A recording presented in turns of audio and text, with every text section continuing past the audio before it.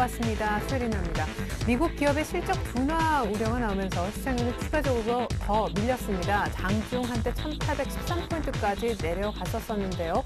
삼성전자도 오늘 1% 넘게 미끄러지면서 시장의 추가 하락을 유인했다고 보여집니다. 하지만 오후장 들어서 기관의 매도폭이 조금 줄고 개인의 저가 매수도 꾸준하게 붙으면서 낙폭을 좀 줄이면서 끝낼 분위기인데요. 그러나 옵션 만기 하루 전날 외국인은 현 선물 동반 매도를 끊이지 않고 어제 이어서 계속하는 모습이었습니다. 삼성전자 오늘 종가도 궁금해지는 날인데요. 111만 원 장중에 붕괴시킨 날이잖아요. 오늘 화학주도 종가상 얼마나 반등했을지 먼저 시황센터 가서 정확한 종가 체크하고 돌아옵니다. 시황센터입니다. 유로존 위기와 미국 기술주의 실적 우려감 속에 코스피 지수가 나흘째 하락했는데요. 최근 들어서 지수가 박스권 움직임만 되풀이하는 모습입니다. 오늘 지수는 약세로 출발해서 장중 한때 1813선까지 저점을 낮추기도 했는데요. 낙폭을 일부 만회하기는 했지만 옵션 만기일 등을 앞두고 좀 눈치 보기의 장세를 이어가는 분위기였습니다. 오늘 코스피 마감 종가입니다. 전거래일보다 0.17% 하락한 1826선에서 거래 마감했습니다. 수급 내용을 확인해 보시면 오늘 시장에서는 외국인이 좀 대량 매도했는데요. 외국인을 통해서는 2,300억 원 정도의 순매도 기록이 됐고요. 기관이 막판 매수로 전환을 한 모습입니다. 기관 소폭 매수하면서 끝났고요. 개인 역시 2,300억 원 정도 순매수하면서 거래 마감했습니다. 이어서 코스닥 지수입니다. 코스닥 지수도 나흘째 하락했습니다. 오늘 지수는 오름세로 장을 출발해서 장 초반 494선까지 고점을 높이기도 했는데요. 하지만 기관의 순매도에 힘이 빠지면서 하락 전환한 후에는 약보합권에서 흐름을 이어갔습니다. 오늘 코스닥 마감 종가입니다. 전거래일보다 0.08% 하락한 491선에서 거래 마감했습니다. 오늘 코스닥 시장에서는 기관이 팔았는데요. 기관을 통해서는 190억 원 정도의 차익 매물이 출회가 됐고요. 개인과 외국인 동반 매수했지만 외국인은 좀 소폭 매수에 그쳤고요. 개인은 한 200억 원 가까운 매수 기록했습니다. 이어서 환율 흐름 살펴보도록 하겠습니다. 오늘 환율은 한국은행 금융통화위원회를 앞둔 경계심이 확산되면서 코스피 움직임에 따라서 좀 제한적인 등락폭으로 움직였는데요. 오늘 막판에 소폭 더 반락했네요. 오늘 환율입니다. 전거래일보다 2원 80전 하락한 1,140원 선에서 거래 마감했습니다. 이어서 코스피 시가총액 상위 종목 살펴보도록 하겠습니다.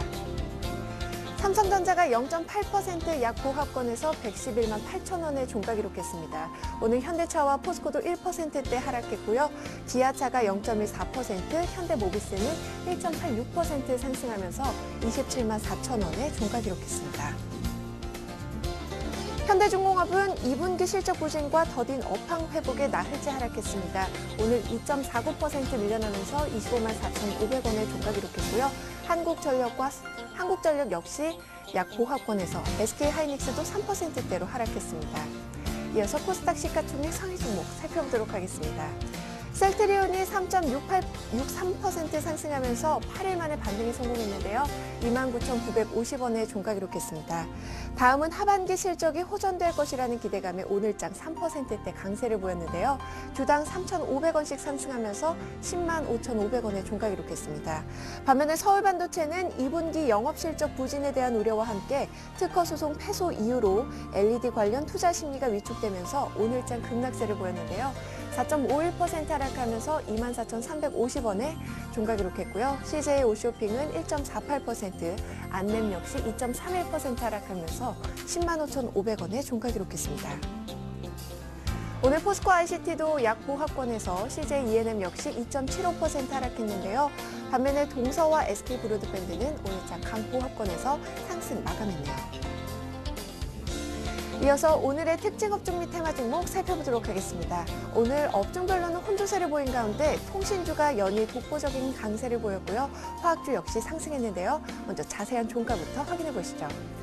화학주가 기관의 순매수에 나흘 만에 반등에 성공했습니다. LG화학이 오늘 1.16% 상승하면서 30만 4,500원의 종가 기록했고요.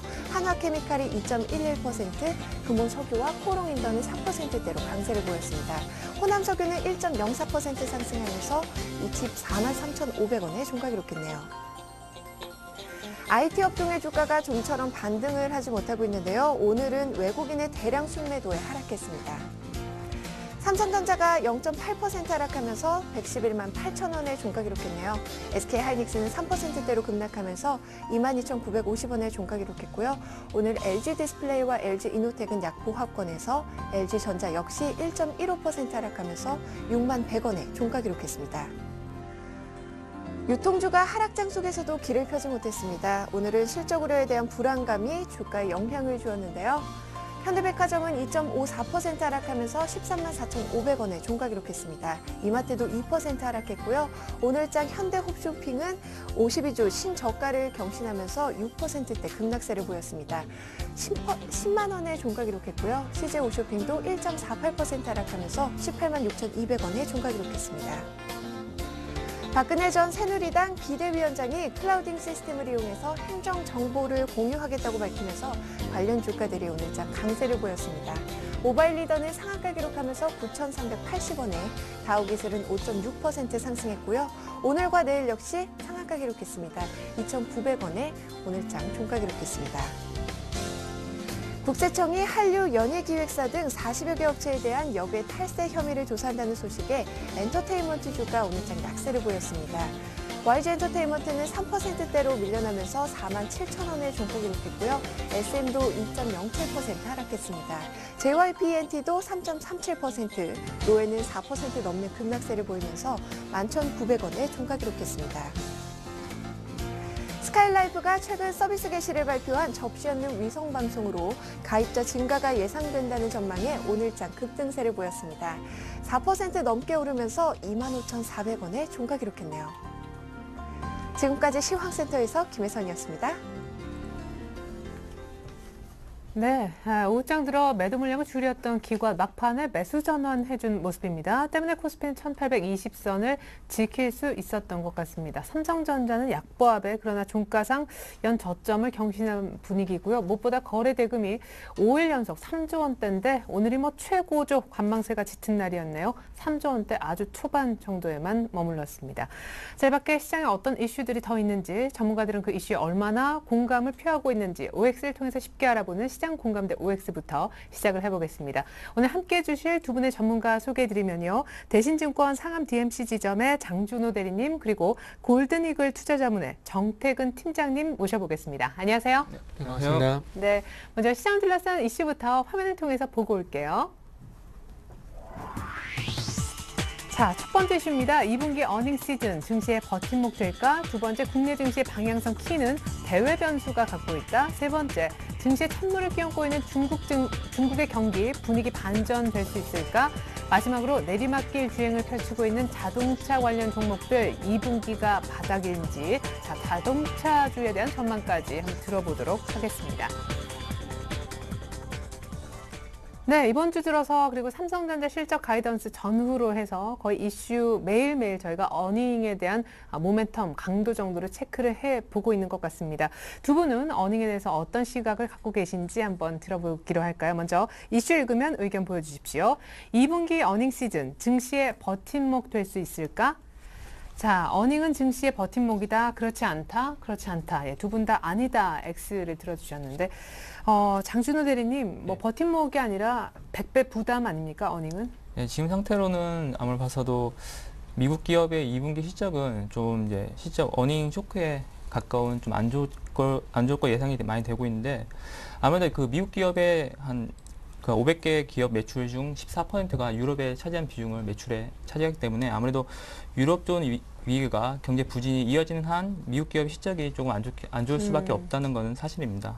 그리고 저번 주에 이어진 고용 지표 또한 좋게 이루어지지 않았기 때문에 연초에 좀 아무래도 좀 살려나려는 고용 지표로 인해서 아마도 미국 자체 경기 또한 이제 어려워지지 않았나 생각을 하고 있습니다, 지금은. 예. 그리고 우리 기업도 좀 그렇고요. 중국장 빠지는 분석 같은 뉴스를 찾아봐도 중국도 역시 단지 서로 사고 팔고 해야 되는데 네. 다 같이 물려 있는 거죠. 예, 아무래도 경제 지표 전반적으로 다 안 좋게 나오기 때문에 어느 한 주요국들이 좀 이끌어줄 수 있는 그런 좀 경제 대국이 없다 보니까 아무래도 네.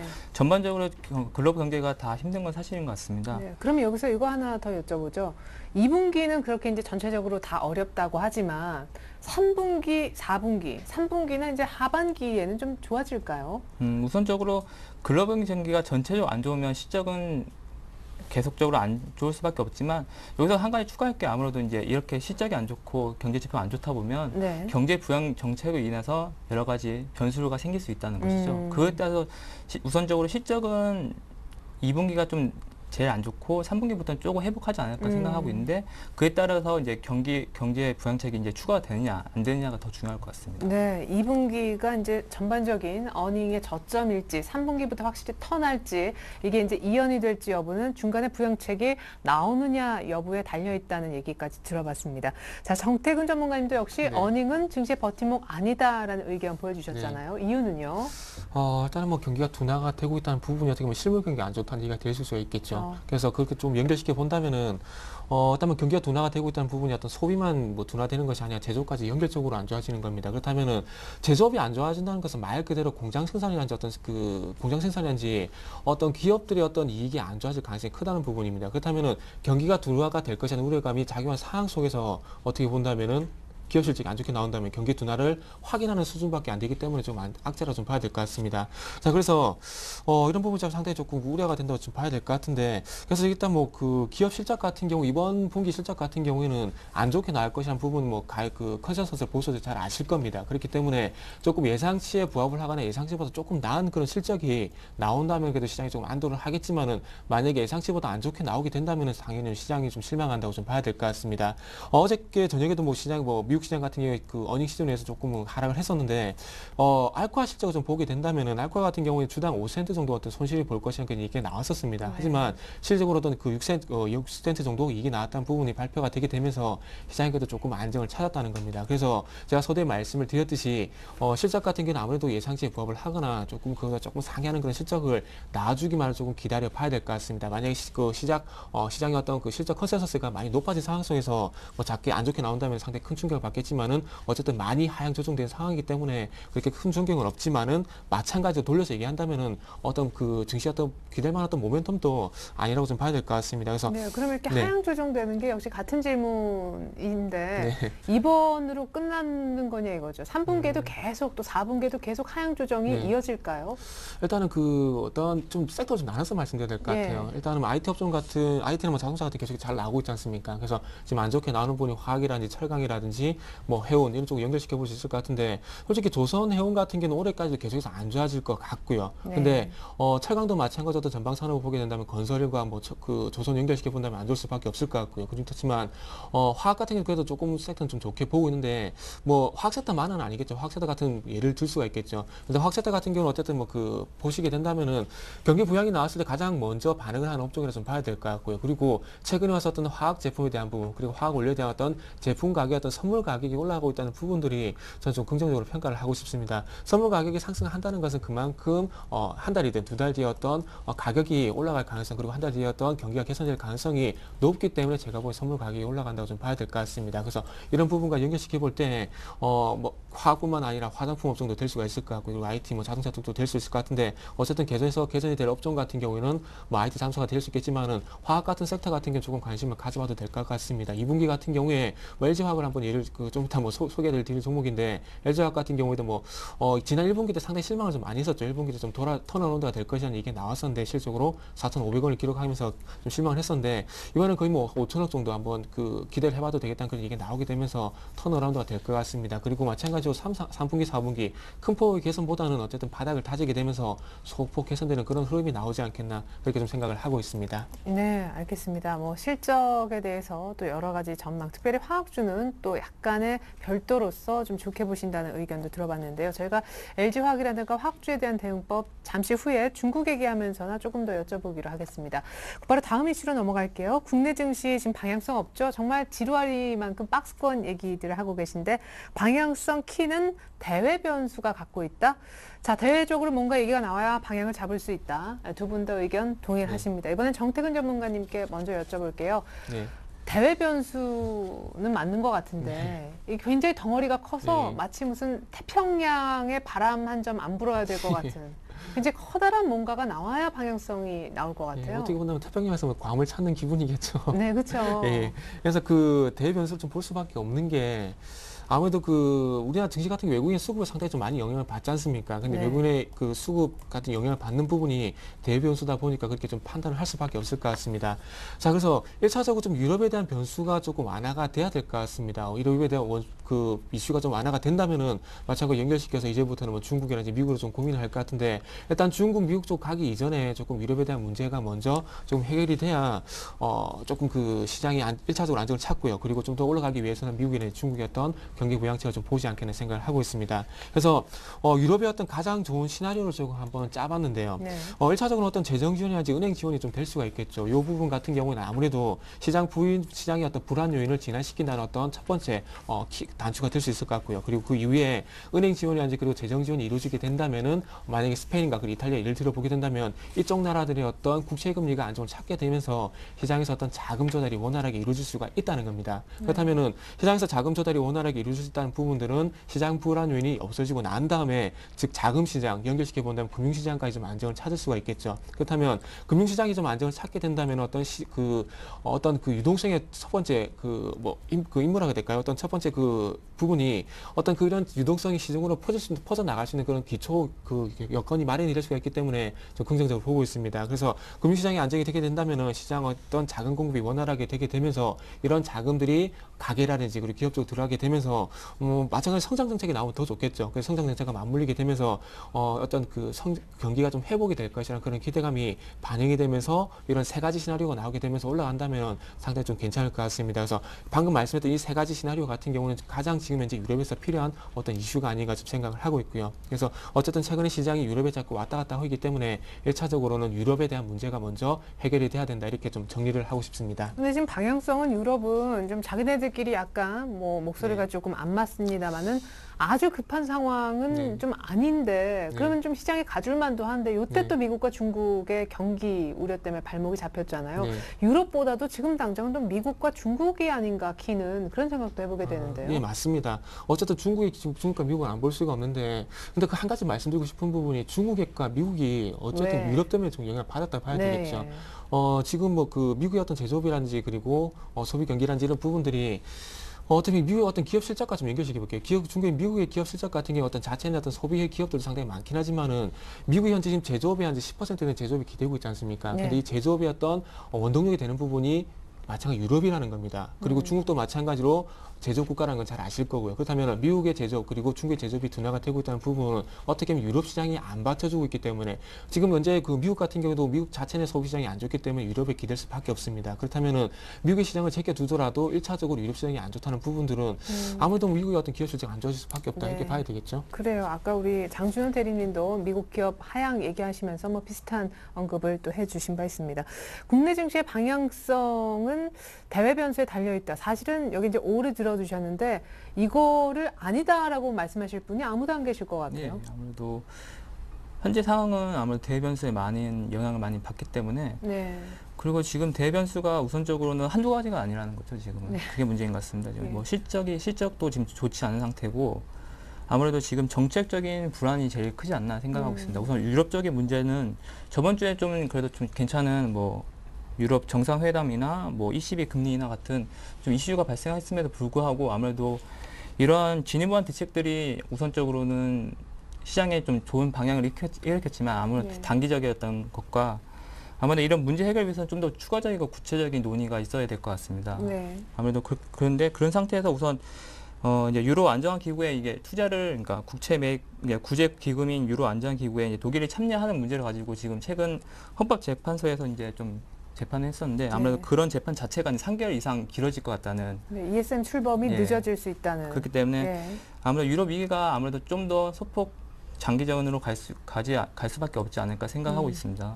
이 상태에서는 이제 해결책은 아무래도 좀 지켜봐야 될 것이 각국의 이제 중앙은행들이라 생각하는데 우선적으로 이제 이달 말에 있는 30일과 8월 1일에 있을 이제 통화정책결정기구 이제 FOMC를 한번 봐야 될 것 같습니다. 네. 우선적으로 3차 양자 완화에 대한 이제 그런 기대감이 조금 많이 반영을 시키고 싶었는데 아무래도 이번에는 좀 쉽진 않을 것 같다는 생각이 좀 들긴 합니다. 아무래도. 왜요? 지표가 확 안 좋은 게 아니고 좀 어정쩡하게 안 좋아서. 그렇죠. 아무래도 예. 실적 부분도 제가 좀 안 좋다고 했지만 아까 말씀드린 알과 같은 것도 좀 좋게 나왔고 좀 실적이 좋게 나오는 부분도 있고 안 좋게 나오는 부분도 있고 경제 지표도 좋게 나오는 부분도 있고 안 좋게 나오는 부분도 있기 때문에 분명한 것은 지금이 최악의 상태가 아니라는 거죠. 최악이라야 그렇죠. 꺼낼 수 있는 Q3 카드인데. 그렇죠. 예. 양적 완화를 실시할 정도의 최악의 상태까지는 아니기 때문에 우선적으로 저는 개인적으로 이런 카드는 보유하고 있어야 되지 않을까 생각하기 때문에 지금 당장 실시되기는 힘들지 않을까 생각을 하고 있습니다. 네, 좋습니다. 자, 미국에서 당장 Q3가 나올 수 없는 구조와 지표 상황이라면은 중국에 좀 뭔가 기대해 볼 수 있을까요? 곧바로 이슈 세 번째로 넘어갑니다. 자, 이쯤에서 화학주 얘기도 같이 곁들여 볼 수 있겠다 싶기도 한데요. 증시에 찬물을 끼얹고 있는 중국의 경기, 이제 분위기는 좀 반전될 수 있을까요? 자, 두 분 의견 여기서 궁금합니다. 정말 중국 경기 반전될 수 있을지 의견 보여주시죠. 자, 중국 경기 턴 반전할 수 있다. 두 분 다 의견 같으십니다. 장준호 대리님께 먼저 여쭤보죠. 내일 모레면 2분기 GDP 성장률 나올 건데 예. 뭐 7.5%든 7.6이든 9든 간에 앞서서 저는 공감 좀 갔던 거는 일부 시간에 어떻게 나오든 간에 시장의 해석이 어디로 튈지 모른다. 해석이 중요하다. 네. 그 진짜 그 말이 맞는 것 같아요. 지금 상태에서는 누가 해석을 좋게 하느냐 나쁘게 하느냐에 따라서 시장 움직임이 확 달라지기 때문에 네. 우선적으로는 저 같은 경우에는 2주 전에만 해도 이제 경제 지표가 좀 이제 GDP 쪽에는 좀 안 좋게 나올 거라 생각 많이 했는데 네.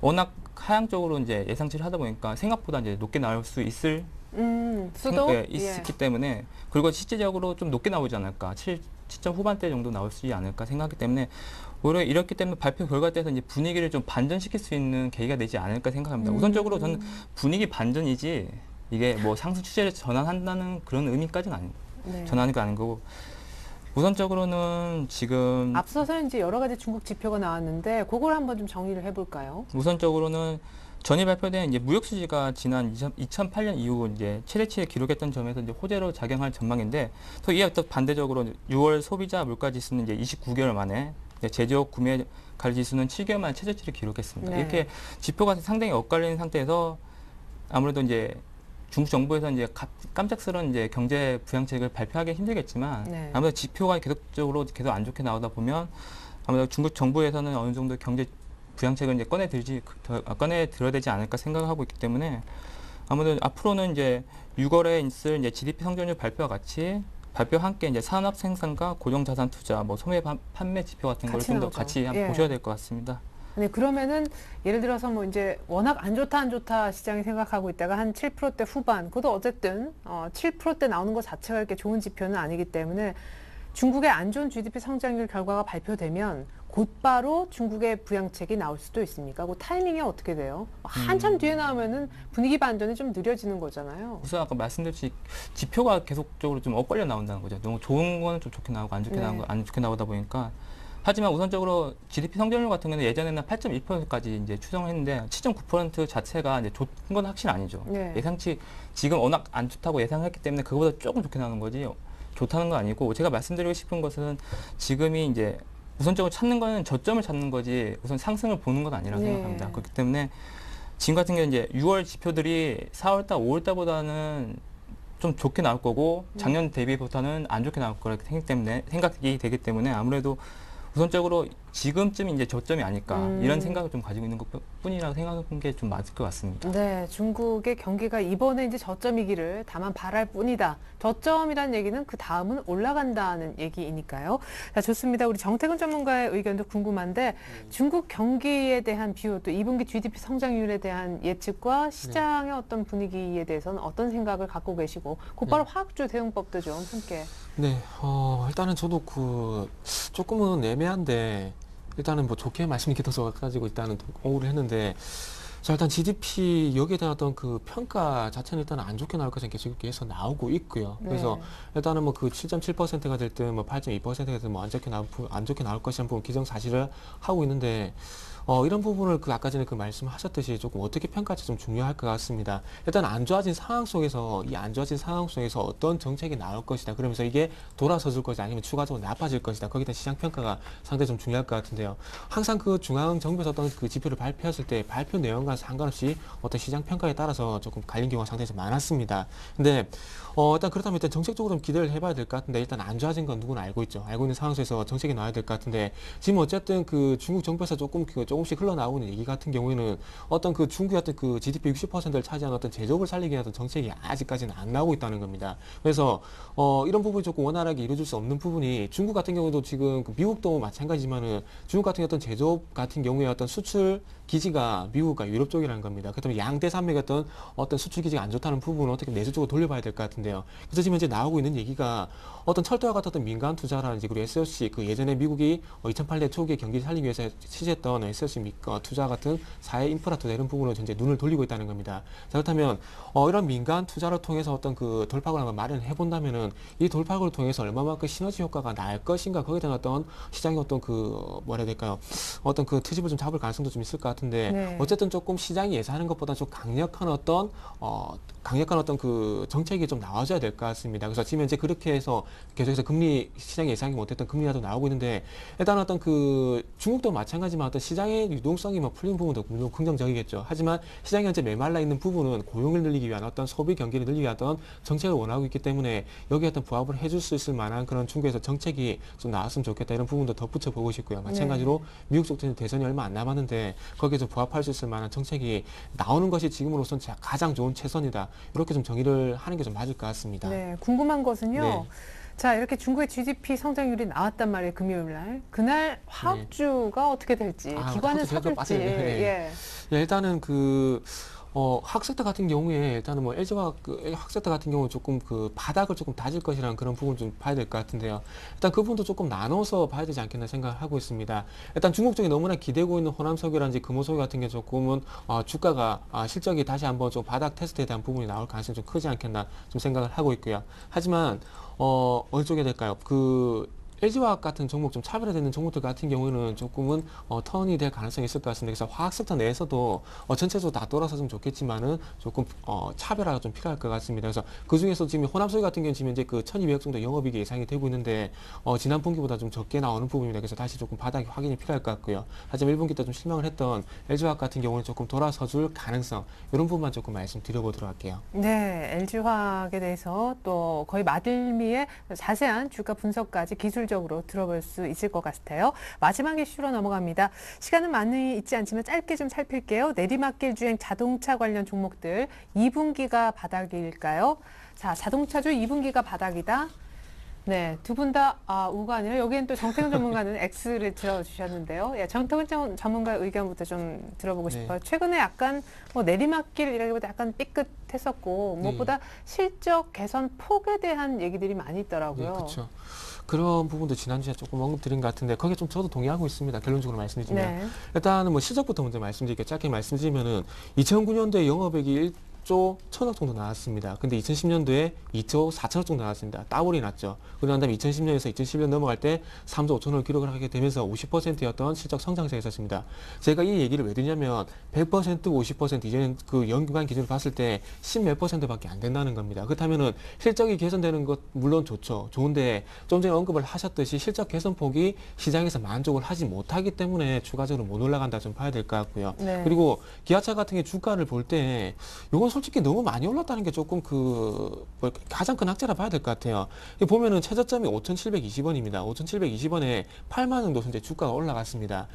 코스닥 잡주가 아닙니다. 기아차는. 코스닥 잡주가 아닌 상황에 지금 현재 13배 가까이 올라간 주가가 더 이상 올라가길 바란다는 게 조금 그게 무리가 아닌가 좀 생각이 되고 있어요. 차라리 화학주처럼 실적이 좀 꺾이는 게 차라리 자동차 업종에 더 도움이 되지 않겠나 그렇게 좀 생각을 하고 있습니다. 그래서 실적 그리고 주가 측면에서 봤을 때 조금은 더 어떤 프리미엄의 어떤 소화 과정이 조금 더 필요하지 않나 이렇게 좀 정리를 하고 싶습니다. 네, 자 실적 대비 많이 오른 자동차주 추가 조정이 오히려 약간 더 예상이 된다라는 의견 들어봤습니다.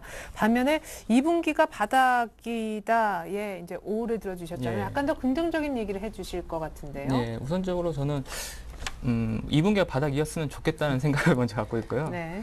아무래도 저는 아까 말씀드렸듯이 실적 대비 많이 올랐다고 하는데 우선적인 실적을 얘기할 수 이 환경 변수가 이제 중요해진 상태에서 유일하게 이제 믿을 만한 게 실적인데 실적을 좀 말씀드리면 우선적으로 이제 미국과 중국 자동차 시장이 좀 경기가 좀 안 좋음에도 불구하고 각각 20%에서 12% 각각 상승했습니다. 이렇다는 것은 자동차 시장이 점점 규모가 커진다는 걸 볼 수 있고 그에 따른 수혜주는 이제 아무래도 자동차 업종이 될 수밖에 없다는 생각을 가지고 있기 때문입니다.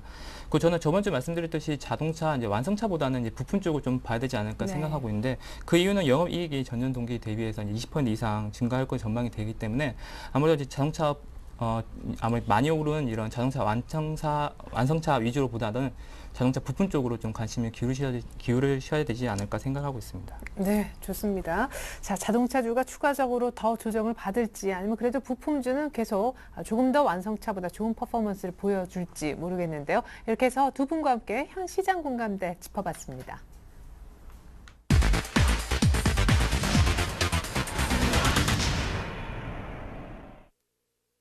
네, 계속해서 내일장 전망과 전략 세워보는 해결의 키 시간 갖겠습니다. 내일은 옵션 만기이자 한국은행의 기준금리 결정이 있는 아주 중요한 목요일인데요.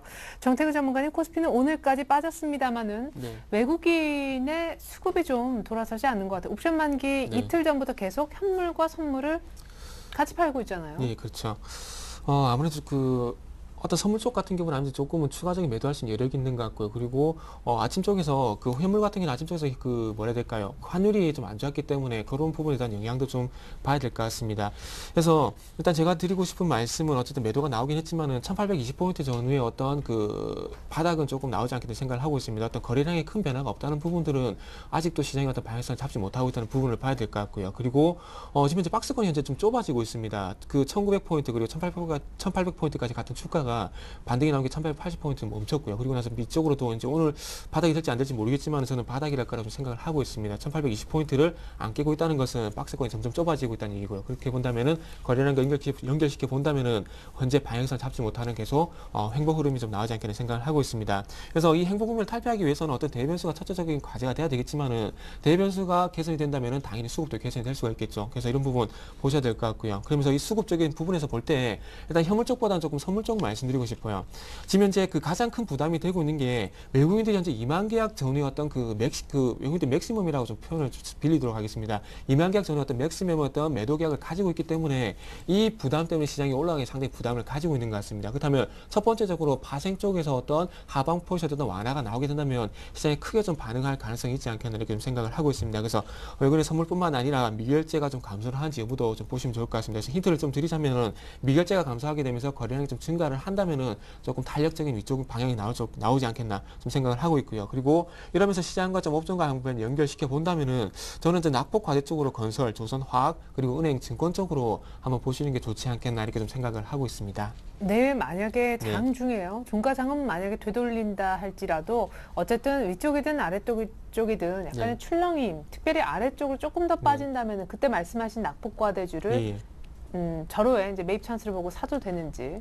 네, 그렇게 생각하고 있습니다. 어차피 밴드를 1820포인트 생각하고 있기 때문에요. 1820포인트 딱 받치 받는 건 좀 어렵겠죠. 그렇지만 네. 이 전후에서 마무리가 된다면은, 날짜로 보게 된다면 6월 말 정도 될 수가 있겠죠. 6월 28일 전후 정도 흐름처럼 이런 흐름만 나오게 된다면은 전 좀 접근해봐도 괜찮다 이렇게 말씀드리고 싶습니다. 네, 그리고 무엇보다 한국은행의 금융통화위원회가 열려서 금리 결정도 하게 됩니다. 뭐 내일 당장 금리를 인하하겠느냐마는 그래도 이제 뭐 채권 시장의 금리 역전 현상까지 나오는 걸 보면 금리 인하 가능성도 퍼센트는 좀 작지만 네. 일부 존재하는 것도 사실이잖아요. 아무래도 금리나 요구는 좀 많이 높아진 것 같습니다. 사실적으로. 네. 하지만 이제 정부는 좀 신중한 입장을 취하고 있는데 아무래도 이번 7월달 아니면 8월달 중으로는 한 번은 금리 인하가 왜냐하면 글로벌 중앙은행들이 대부분 다 금리 인하를 그렇죠. 했기 때문에 한국 또한 이제 금리 인하를 할 수밖에 없는 상황이 되지 않나 생각 때문에 하지만 7월보다는 8월이 더 가능성이 높다는 걸 좀 인지해 주셨으면 좋겠고 네. 거의 뭐 내일장 전략은 거의 비슷한 것 같습니다. 내일 아무래도 1800 박스권에서는 1800 이하에서는 이제 매수가 충분히 가능하지 않을까 생각되어지고 네. 내일 같은 경우에는 장중에 좀 큰 폭의 변동성을 보이고 하락을 한다면 대형주 네. 위주로 좀 그처럼 낙폭 과대주인 대형주 위주로 매수 비중을 늘려가시는 것도 괜찮을 것 같습니다. 네, 내일은 또 그렇지만 사실 최근의 분위기를 좀 전반적으로 놓고 보면 대형주보다는 아예 경기 방어주 쪽 경기에 대한 얘기가 많으니까 경기 네. 민감주는 무조건 이게 시장을 타더라고요. 아무래도 현재는 아무래도 그 경기 환경이 워낙 안 좋다 보니까 대형주들은 그런 환경의 변수에 가장 큰 영향을 받을 수밖에 없고 네. 그래서 그런 걸 좀 제어하다 보면 아무래도 이런 경기 방어주들이 좀 눈에 띄는데 아까 말씀드렸듯이 뭐 장외 부분 또한 괜찮다고 지금 보고 있고요. 이번에는 뭐 게임주나 뭐 미디어 쪽 그런 쪽도 한번 관심 있게 지켜보면 되지 않을까 생각하고 있습니다. 네, 런던 올림픽 얘기하더니 오늘 드디어 제일기획도 뭐 4% 넘게 5% 가까이 이렇게 오른 바 있지요. 여의도 쪽 생각은 어떨까요? 비슷할까요? NH투자증권의 김중원 연구위원 연결해 보겠습니다. 안녕하세요. 네, 안녕하세요. 네, 호재가 없고요. 뭐 기업의 실적이라든가 크게는 경기, 펀더멘털리 굉장히 안 좋은 얘기만 가득합니다. 시장이 밀리는 거는 당연한데 내일 모레 좀 중요한 날일 것 같아요. 네, 그렇습니다. 뭐 저번 주에 뭐 7월 증시 전망 말씀드릴 때 월 초에 좀 기대감이 있을 때는 좀 팔고 관망하는 게 맞을 것 같다. 그와 관련된 이유가 아무래도 실적 부진에 따른 증시의 조정이 가능하다라고 좀 말씀드렸는데요. 뭐 증시는 이미 그런 국면에 진입한 것 같고요. 말씀하신 것 같이 내일은 한국은행의 금통위 그리고 이제 모레는 중국의 뭐 GDP, 산업생산 등 주요 지표 발표가 예정돼 있기 때문에 좀 관심을 가질 필요는 있는데 뭐 중국 관련 지표들이 뭐 좋게 나올 가능성은 적어서 뭐 그에 따른 지수의 약세 가능성이 뭐 상존한다고 봐야 될 것 같습니다. 예. 자, 뭐 여러 가지 우려가 있는데도 의외로 아직은 박스권 아니지 않습니까? 예, 오늘도 이제 또 1810선 이렇게 점차 날이 갈수록 아래쪽으로 내려가는 국면인데 어디까지 빠진다고 보십니까? 1800의 지지 역시 믿고 계신지요? 대응 전략도 함께 좀 짜주십시오. 일단은 7월 달을 좀 넘어가선 지수 바닥을 좀 확인해야 되는 그런 부분이 있는데요. 아무래도 2분기가 실물 경기가 좀 저점을 기록할 것 같고 그런 경제 지표 혹은 2분기 기업 실적들이 7월이나 8월까지는 이어진다는 점에서는 일단 우선적으로 좀 증시 바닥을 좀 확인할 필요가 있습니다. 하지만 그래도 좀 기대할 부분은 2분기 이후부터는 뭐 한국이나 미국 등 이제 기업 실적이 좀 다소 개선될 가능성이 있다는 점, 그리고 뭐 중국 같은 경우에도 뭐 2번에 걸쳐서 금리 인하를 했고 경기 부양책들을 내놓고 있고요. 또한 이제 10월에 들어가면 이제 새로 바뀐 정부에 의해서 전인대가 시작됩니다. 그런 점을 고려할 때는 아무래도 중국 같은 경우에도 상반기 대비 하반기로 갈수록 경제 지표나 혹은 경기 관련해서 센티멘탈들이 개선될 가능성이 있기 때문에 뭐 다소간은 당분간은 좀 여름 동안 좀 바닥을 확인할 시간이 필요하지만 그 이후부터는 좀 점진적으로 연말을 대비해서 준비할 필요가 있을 것 같고요.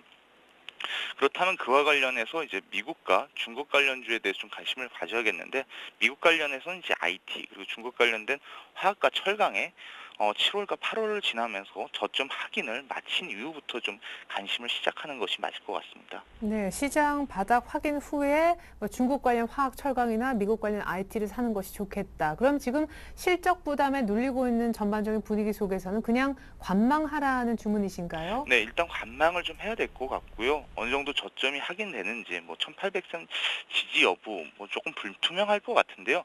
그렇지만 이제 극단적인 이제 조정을 생각하지 않는 이유는 이제 말씀드린 것 같이 EQ가 실물 경기에 바닥일 가능성이 있고 어찌됐든 기저효과 등으로 인해서 3Q는 이거보다는 좀 개선될 가능성이 높기 때문에 분명히 이제 그 어떤 극단적인 조정까지는 안 나올 겁니다. 그래서 그 중간의 지점에 바닥을 어느 정도 확인한 이후 대응하는 것이 좀 맞을 것 같습니다. 네, 큰 그림에서 하반기 쪽으로 가면 갈수록 좀 좋아질 거기 때문에 뭐 바닥 보고 조금 느긋하게 진입해도 나쁘지 않을 것 같다 이런 생각이신 것 같습니다. NH투자증권 김중원 연구위원님 전략 확인해봤습니다. 도움 말씀 잘 들었습니다. 감사합니다.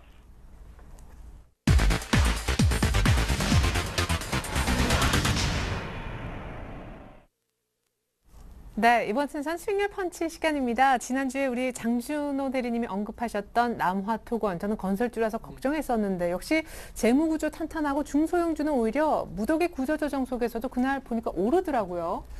우선적으로는 재무구조가 좀 굉장히 좋다 보니까 이런 시적 그런 건설주의 움직임과 좀 다르게 네.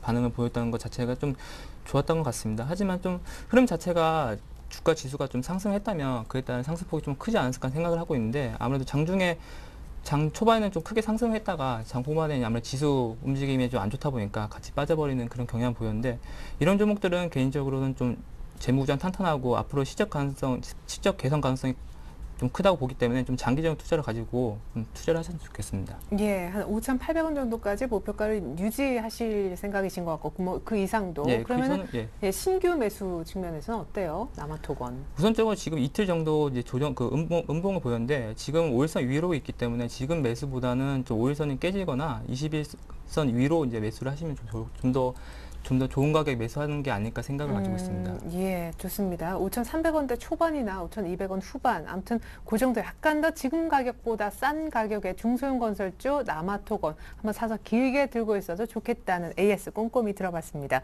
자, 그렇다면 정태근 전문가 대 장준호 대리님, 오늘 대결을 펼칠 종목은 어떤 것일까요? 자, 아까 이미 뭐 여러 차례 예고가 됐었죠. 정태근 팀장님의 LG화학, 그리고 이어서 장준호 대리님의 종목을 보면요. 남아토건에 이어서 신영기계라는 종목을 준비하신 모양입니다.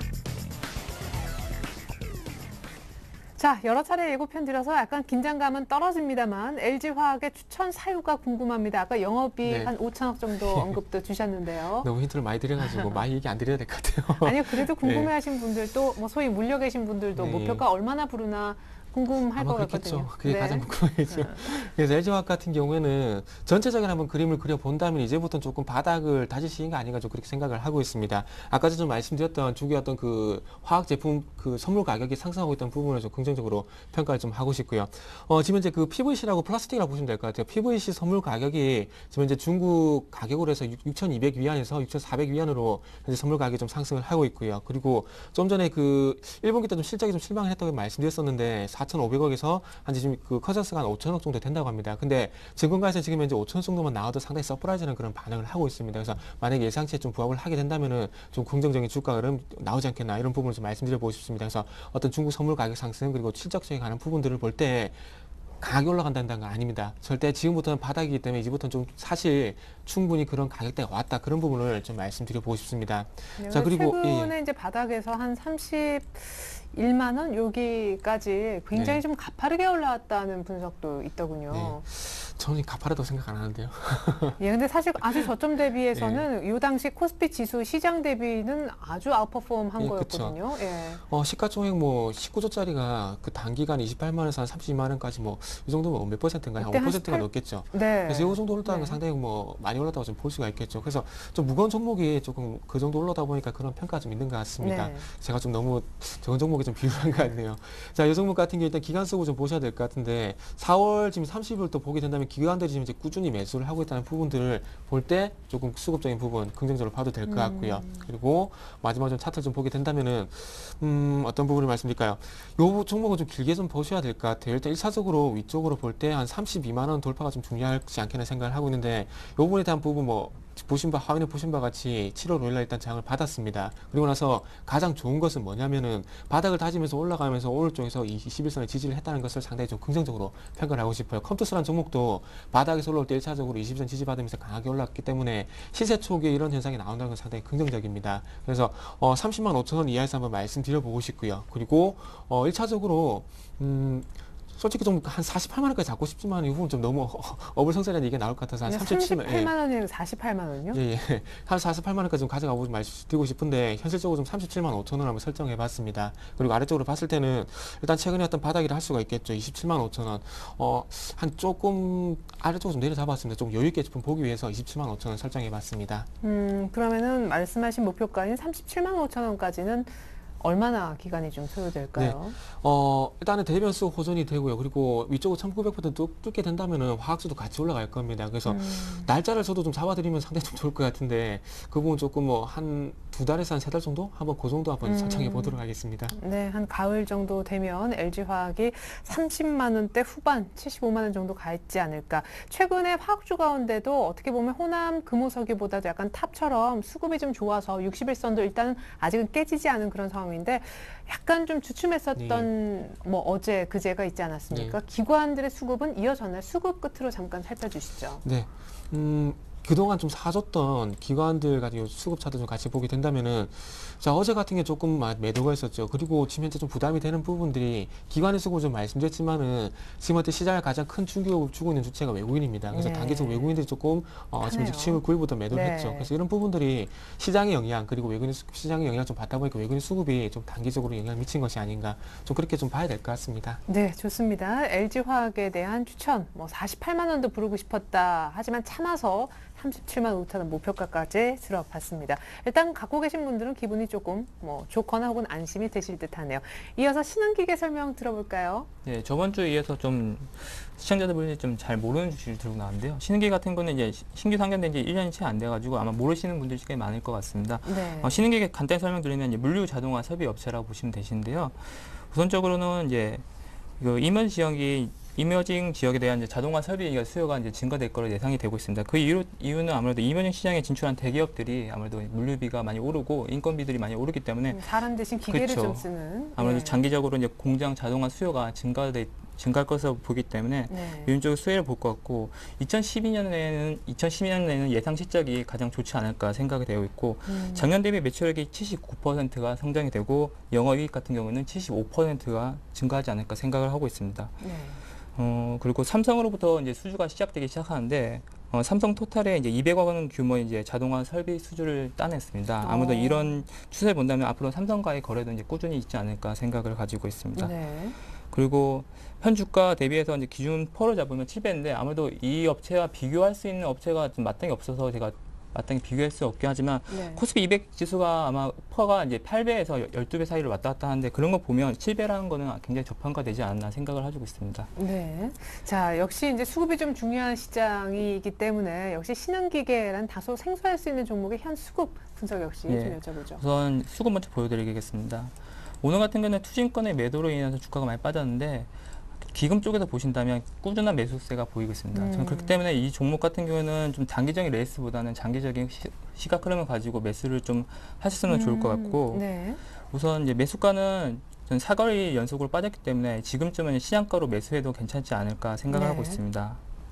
그 목표가는 우선 이제 박스권 상단이 16,500원 정도가 되면 이제 수익을 실현시키고 손절가는 지금 현재적으로는 좀 마땅히 손절가는 정하지 않았는데 그 이유는 우선적으로 실적이 좀 받쳐주기 때문에 굳이 손절가를 정할 필요까지 있을까 생각을 했기 때문에 우선 손절가보다는 추가 하락 시에는 회사의 성장을 좀 믿고 좀 더 추가 매수를 하시는 쪽으로 생각을 하셨으면 좋겠습니다. 아, 예, 좋습니다. 오히려 장기로도 괜찮다라고 하시면서도 목표가는 잡아주셨는데 빠지면 더 사겠다라는 전략으로 손절가는 없다라고 하셨습니다. 신흥기계 설명 들어봤네요. 자, 이제 압축된 것 같아요. 수익률 펀치 종목 두 종목 다시 한번 정리해서 보여드립니다. 네, 이번 주 대결은 LG화학 대 신흥기계 대결로 좁혀졌습니다. 자, 먼저 정태근 팀장님의 LG화학은요, 2분기 영업이익 5천억가량 턴어라운드 기대가 됩니다. 무엇보다 기술적으로도 21선 지지가 긍정적인데 보통 시세 초입 국면에 이런 흐름이 있다고 하셨죠. 목표가 한 2, 3개월 뒤 37만 5천 원 불러주셨고요. 손절 가격도 다소 여유 있어 보입니다. 자, 계속해서 장준호 대리님의 추천주 신흥기계 보면요. 일단 물류 자동화 설비하는 기업이 되겠고요. 얼마 전에 상장한 나름대로 새내기 중입니다. 저평가, 실적, 그리고 꾸준한 기금의 매수세. 장기로도 괜찮지만 일단 목표 가격을 16,500원으로 잡아주셨고 손절가 없어서 저희가 저렇게 표시했는데요. 추가 매수 빠지면서 하겠다는 생각이신 것 같습니다. 네, LG화학 대 신흥기계 수익률 대결 결과는 다음 주 시간에 공개됩니다. 오늘 두 분 말씀 잘 들었습니다. 네, 감사합니다. 네, 이상으로 오늘장 내일장 2부 마칩니다. 전 내일 다시 올게요. 고맙습니다.